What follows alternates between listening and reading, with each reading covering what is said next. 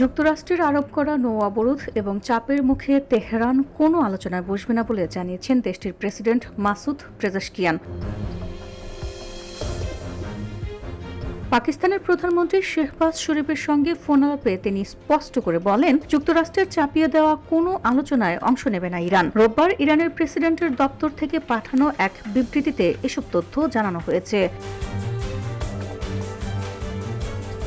বিবৃতিতে আরও বলা হয়, চলমান সংঘাত নিরসনে আলোচনা শুরু করতে হলে আগে যুক্তরাষ্ট্রকে বাধা দূর করতে হবে। বিশেষ করে ইরানি বন্দরে আরোপ করা নৌ অবরোধ তুলে নেওয়ার বিষয়টি উল্লেখ করেন পেজেশকিয়ান। এর আগে সামাজিক যোগাযোগ মাধ্যম এক্সে দেওয়া এক পোস্টে শেহবাজ শরীফ এই ফোন আলাপের তথ্য জানান। তিনি বলেন, আঞ্চলিক শান্তি ও স্থিতিশীলতা বজায় রাখতে পাকিস্তান একটি সৎ ও একনিষ্ঠ সহযোগী হিসেবে কাজ করে যাবে।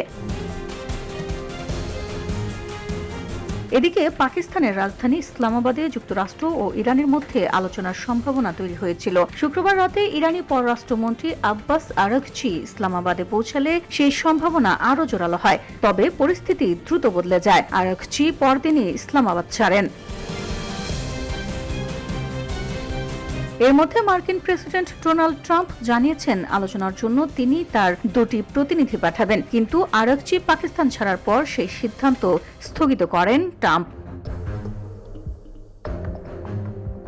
VOD Bangla news desk.